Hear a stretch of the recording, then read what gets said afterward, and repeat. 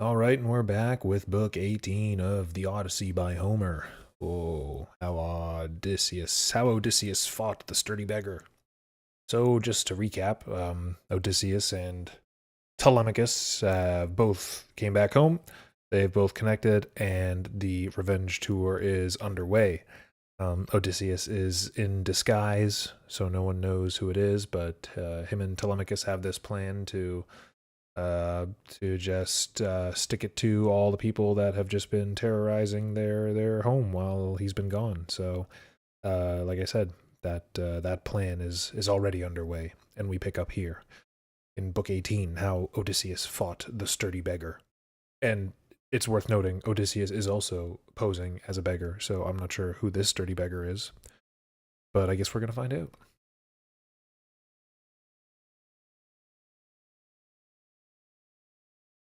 It was afternoon by this time, and the crowd of feasters in the hall were making merry with song and dance, when a new visitor appeared.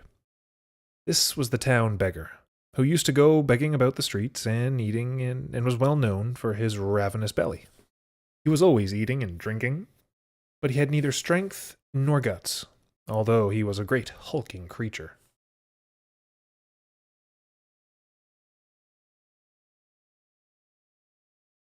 Arni- uh, Arnios was the name which his mother bestowed on him in the cradle. But all the world called him Eros, because he would run errands for anyone who wanted him. Iris was the god's messenger, and Iris is the same name with a masculine ending. Iris, okay. Because he would run errands for anyone who wanted him. This man tried to drive Odysseus out of the house, and flew at him straight with a rude speech. Uh-oh.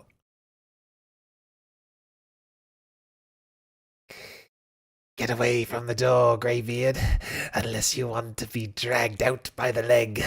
Don't you see how all are squinting at me and telling me to drag you out? I am wholly ashamed to do it. Up with you before it comes to fisticuffs. Odysseus said with a frown. My good man, I do you no harm. I say no harm. Get as much as you like. I don't grudge it to you. There is a room here for both, and you need not grudge another man's goods. You seem to be a vagrom man like me. Do you remember? Odysseus in disguise as a beggar. Wealth is the god's gift, of course. Don't say too much about fists, okay? Or you may make me angry. I am an old man, but I might color your face and chest with ruby red. Ooh. Them's fightin' words. That would save me trouble tomorrow, for I don't think you would put in a second appearance at the hall of Odysseus Laertiades. Iros flew into a rage and said, Damn it all, how the dirty hog's tongue doth run like an old kitchen wife. I should like to give him a good right and left, and knock out all the teeth from his jaws as if he were a sow in the growing corn. Tuck up now and let them all see us fight. How could you stand up against a young man? While they were prickling and spiking with all their hearts on the doorstone by the great door, his high and mightiness Antinous heard them. Laughing pleasantly, he called out, My friends, here's a real new sport brought by God to our very doors for our amusement. The stranger and Eros are spoiling for a fight. Let us match them together at once. All the others jumped up laughing, and made a ring about the ragged pair. Then Antinous said, with his father's soft, persuasive tongue, Look here, my stout fellows, listen to me. Here are a lot of black puddings by the fire, stuffed with blood and fat, ready for supper. Whichever of these two proves the better man, let him come along and choose the one he likes. He shall always have the right to share a meal with us, and no one else shall be allowed to come in here and beg. They thought this a capital notion. But Odysseus was never unready. He, too, had his little plan. And he said, My friends, an old man worn out with hardship cannot stand up against a younger man. Only that damned belly drives me on to take a good beating. But now you must all swear to me solemnly that no one shall give me a foul blow to favor Eros and make me lose the battle. They all swore solemnly to see a fair play. This duly done, Telemachus said with great dignity, Stranger, if you are determined to stand up bravely and fight this man, you need fear no one else. For if anyone strikes you, he will find a many's too many for one. I am the host here, and I have the support of two princes, Antinous and Eurymachus, proper men both. This was approved by all. Then Odysseus tucked up his rags about his middle and showed a fine pair of arms, for Athena was near him, and she filled out his limbs. The young swaggerers were mightily amazed, and one would say to another, Our hanger-on will hang off before long, to judge by the muscles of that thigh under the old man's rags. Well, he asked for it. But Eros was in a dreadful state. The servants had to tuck up his clothes for him and drag him into the ring willy-nilly, in such terror that the flesh trembled on his bones. Antinous did not spare him. You had better never have been born or thought of if you tremble like this and shake with fear, a great lout like you, at an old man worn out by hardships. I tell you one thing, and I'll do it too. If he proves the better man, I'll bundle you on board ship across to catch him the Bogey King. Catch him the Bogey King. Who's the Bogey King? A comic name. What does that mean? The Bogey King? I'll bundle you on board ship across to catch him the Bogey King, who chops men up into mincemeat. He shall cut off your nose and ears and cods and throw them to the dogs to eat raw. This made him tremble more than ever. But he was dragged into the ring, and the two men put up their hands. Odysseus considered whether he should hit hard enough to kill on the spot, or give him a gentle tap and down him. On the whole, he thought the gentle tap would be better, or he might be found out. So when they put up their hands, Eros let drive at the right shoulder, but Odysseus struck the man's neck under the ear and broke his jawbone. The red blood gushed out of his mouth, and he fell in the dust bleeding, and gnashed his teeth, drumming with his heels on the ground. The spectators lifted up their hands and fairly died of laughing.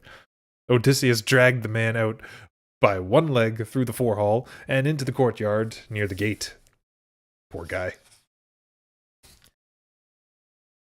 There he propped him up against the courtyard wall and put his stick in his hand and said loudly, Sit there now and keep off the pigs and dogs. Don't set up to be monarch for all the beggars, you miserable wretch, or a worse thing may come upon you. Then he threw his own ragged old rotten bag over the man's shoulders and slung it there by the cord, and back he went to the threshold and sat down.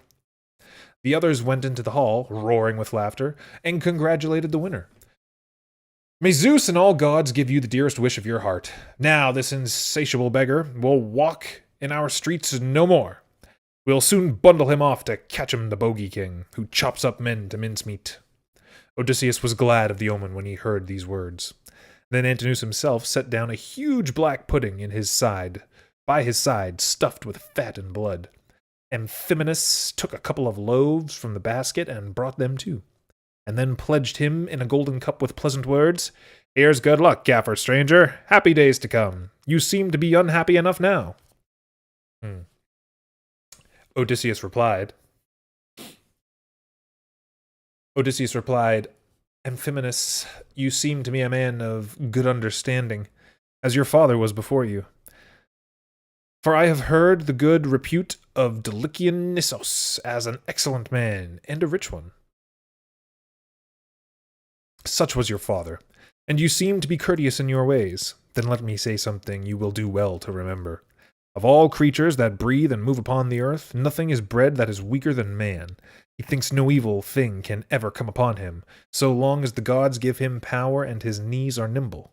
But when the blessed gods bring sorrow, he has to bear this also, unwillingly, yet with patient heart. So the spirit of the man upon this earth is as the day which the Father of gods and men brings upon him. I myself was once like to be happy amongst men, but I gave way to violent passions and did reckless deeds, trusting to the support of brothers and father. Therefore, No man should ever disregard justice, but let him enjoy in silence the gifts which the gods may give him. This is in my mind when I see these pretenders to marriage acting so recklessly, wasting the substance and insulting the wife of a man who, I say, will not long be absent from his friends and his native land. Indeed, he is very near. But I pray that Providence may take you safely to your home, and not let you meet him when he comes back to his native land. For I think the pretenders and he will not part without bloodshed when he returns to his house. So saying, he spilled the sacred drops from the cup, and drank, and returned the cup into the prince's hands. But Amphinomus moved away, much disturbed in heart, and drooping his head, for he had a foreboding of evil. Still, and all he did, not escape death. Athena shackled him also, to fall and fight by the hands and spear of Telemachus. Now Athena put a new plan into the mind of Penelope, to show herself to the pretenders, that she might flutter their hearts and be more valued by husband and son than ever before. She forced a laugh and said to the housewife, Eurynomé, I never had such a wish before, but I have a notion to show myself to those men, much as I hate them. And I should like to warn Telemachus that he had better not go among that rough company. They speak pleasantly, but bad schemes are coming after. Eurynomé replied, That's right, my love. Go and speak a plain word to your boy. Let him have it. But first have a bath and give your cheeks a rub down with oil. Don't go out with that tear-bedabbled face. Eternal lacrimation is a sorry occupation. Remember how your son is grown up now, and how your greatest prayer always was to see him a bearded man.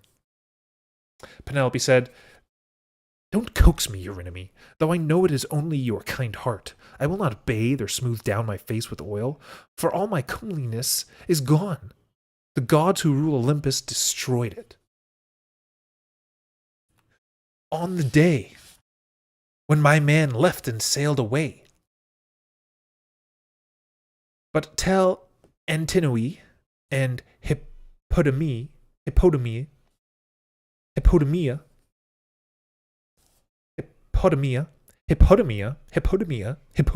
that's fun to say, that they may attend me in the hall. I will not go among the men alone. No modest woman would do that. So the old woman went to call the maids. Then Athena did her part. She made Penelope lie down on her bed and fall into a deep sleep, with every limb and muscle at rest. And as she lay there, the goddess instilled her divine gifts, that she might win the admiration of all beholders. First she cleansed the fair face with immortal balm of beauty, such as Cytherea uses when she goes, all garlanded, to the Graces' lovely dance. Then she made her tall and full and more white than polished ivory.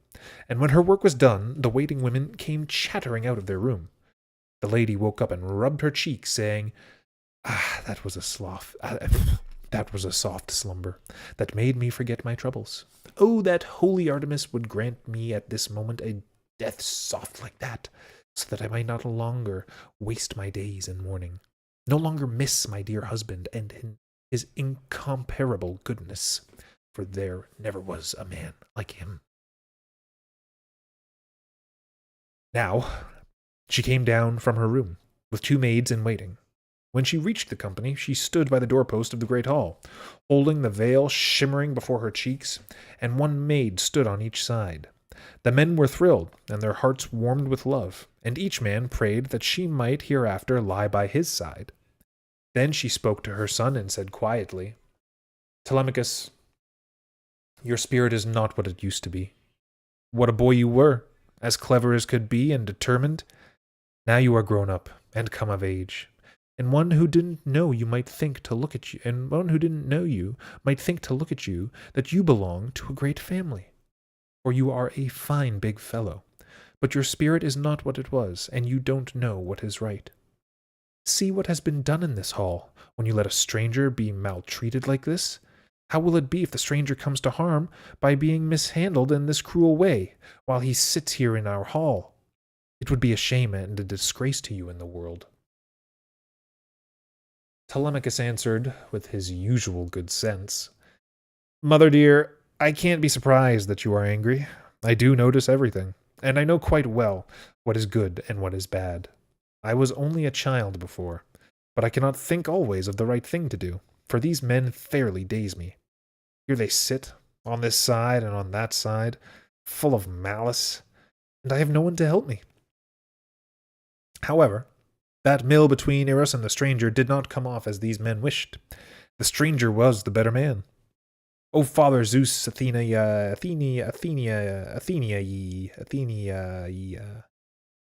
Apollo, may these bullies in our house bow their heads in defeat. May they be broken and lie in the courtyard, or here in the hall, as surely as Eros lies now beside the gateway, with his head lolling like a drunken man, and can't stand up or go home on his feet, because he is wholly broken up. As they were talking together, Eurymachus called out to Penelope, My lady Penelope, if all our nation could see you from north to south, there would be a crowd of newcomers dining here tomorrow and aspiring to your hand, for you are the pearl of woman. You are the pearl of women for beauty, and intelligence too.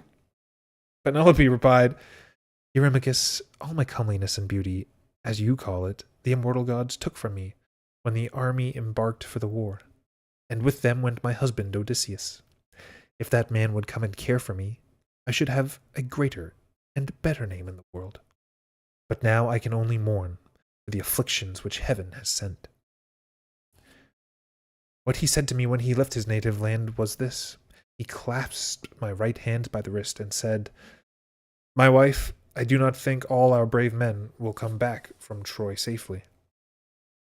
They say the Trojans are warriors as we are, lancers and archers and men who can use a horse, such men as can most quickly turn the day in a hard-fought field. So I do not know if God will spare me, or if I shall fall in the Trojan land. I leave you the care for all that is here.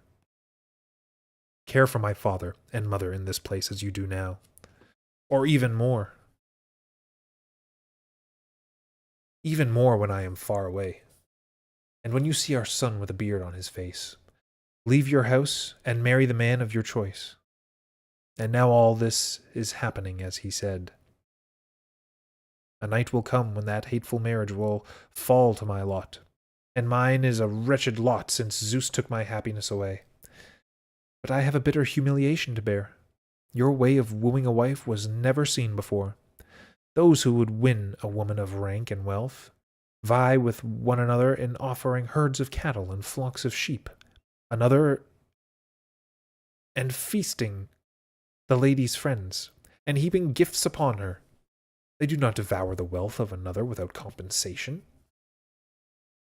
Odysseus had some comfort now for his patient heart, to see how she attracted their gifts, while she wheedled them with soft words and had quite other thoughts in her mind.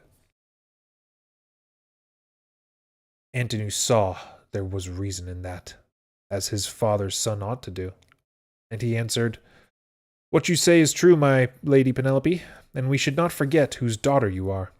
Let each bring what he thinks proper, and do you accept our gifts, for it is not fair to refuse a gift. But we will not go back to our lands or anywhere else until you marry one of us. The others were all content, and each sent a man to bring their gifts. Antinous provided a magnificent robe, richly embroidered. It had golden buckles, a round dozen of them, fitted with curved clasps. Eurymachus gave a gold chain of fine workmanship, studded with amber beads and sparkling like the sun. Eurydamas had a pair of earrings, each with a cluster of 3 drops, and a groom to carry each earring. A lovely pair of trinkets. From the house of Pysandros Polycterides came a servant with a beautiful necklace, so each of them offered his own fine gift. Then Penelope returned to her chamber, and the women carried away the gifts. The young men now amused themselves with singing and dancing, to while away the time until evening, and soon the darkness came on. Then they placed 3 braziers in the hall, to give light, and piled round them heaps of good dry sticks, neatly chopped up for the purpose. In between were torches, and relays of maids looked after the light. By and by, Odysseus said to the maids, "My good girls, it's long since you saw your master, but now you may go to your quarters, and your gracious mistress, sit in her room, and make yourselves pleasant. Spin the yarn, card the wool, and I will show a light for all these gentlemen. If they like to carry on till daylight doth appear, they will not beat me. I am a patient man." The girls laughed and glanced at one another, but one had a sharp tongue, that cherry-cheeked wench Melantho, Dolius's daughter. She was a favorite with Penelope, who treated her like her own child, and gave her trinkets to please her fancy. But she was ungrateful, and cared nothing for her mistress. Indeed, she was the sweetheart of Eurymachus. This young minx rated Odysseus roundly. "Well, Mr. Patience, your wits must have been smacked out of you. Why don't you go and sleep at the smithy," where chance visitors used to go, "or the gossip's hostel, instead of giving play to your tongue here before all these gentlemen, bold as brass? I wonder you aren't ashamed. The wine has gone to your head, or perhaps you are always like that with your bibble-babble. Are you above yourself because you beat Eros the beggar? Take care someone better than Eros doesn't turn up, to box your ears well for you, and kick you out of the house in a pretty mess." Odysseus frowned at her and said, "Just wait a minute, you bitch, and I will just wait a minute, you bitch, and I will see what Telemachus has to say. When he hears what you have said, he'll soon chop you up into mincemeat." This sent them scurrying away, and they fled to their rooms, terrified to death. For they all thought he meant it. But he took his post near the braziers to keep up the light, and watched all the company. His mind was full of other thoughts, which came to pass in due time. But Athena would not suffer the young bullies to cease from their humiliating insults. For she wished to excite the anger of Odysseus still more. Stir in the pot. Athena special, stir in the pot. So Eurymachus began to make game of him, and raised a laugh by saying, "Look here, my good rivals for the great lady's hand. I have just had a happy thought. Shall I tell you what it is? Some kind of divinity has sent this man here. At least I think there's a brilliant illumination coming from the top of his head. The torchlight, perhaps, for there's not one hair upon it." And then he called out to Odysseus, "Do you want a job, stranger? What if I take you on? My place is in the country. I'd give you good wages, laying walls and planting trees. You should have your keep all the year round, clothes to wear and boots to tread on. But you have never learned anything but vice. You won't do honest work, only tramp the country to fill your greedy belly." Odysseus made quite a speech in answer to this. "Eurymachus," he said, "I should be glad if you and I could have a match in the springtime, when the long days come round. In the hayfield, say, let us have a try. Give me a well-curved scythe, and you take the other. Plenty of grass, nothing to eat or drink till it is quite dark. Or what about plowing? The best oxen to be had. A couple of big, tawny beasts, the same age and strength, never tired. Give them a good feed and put us on a 4-acre field, and let the plow turn up the sods. Then you should see if I could run a straight furrow to the end. Or if Cronion should stir up war from some quarter this very day, let me have a shield and a couple of spears and a metal cap to fit over my temples. You should see me fighting in the first rank, and you would have nothing to say about greedy bellies. You are only a bully, and your temper is ungentle. You think yourself great and strong because you mix with a small society of nobodies. But if Odysseus should come back to his native land, Those wide portals would give you no room to run out of the door. At this, Eurymachus was infuriated and scowled at him as he blurted out, "Base clown, I'll punish you for talking like that before all this company. Bold as brass. I wonder you are not ashamed. The wine has gone to your head, no doubt, or are you always like that with your bibble-babble?" Then he caught up a footstool to throw, but Odysseus ducked behind the knees of Amphinomus, and the stool hit the man with the wine on the right arm. Down went the jug with a bang, and the man fell on his back on the dust, yelling. Then there was a great uproar, and cries and exclamations on all sides. "I wish the stranger had gone tramping to the devil before he ever came here. Then we should have been spared this noise. Now we are brawling over a beggar, and there is no pleasure in a good meal, for this is no place for a decent man." Telemachus now called them to order with dignity. "Gentlemen, what is this? You are behaving like madmen, and you cannot carry your food and drink quietly. Some malign spirit must be driving you on. You have had a good dinner. Now go home and rest when you find it convenient. I chase no man away." They bit their lips, and heard with surprise how confidently he spoke. Then Amphinomus said, "My good friends, that is quite fair, and no one has any right to object or to feel annoyed. Don't maltreat the stranger or anyone else. Come along now. Let the man pour the drops in our cups, that we may do the act of grace and go home to rest. Leave the stranger for Telemachus to look after, according to his duty as host." They were all well satisfied to do as he said. The mixing bowl was filled by that majestic herald, Mulius of Dulichium,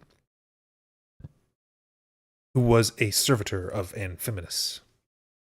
He went round, stopping by each guest to pour in his drops. They spilled the libation in turn, and drank what they wanted, and went away for the night's rest, each man to his own lodging.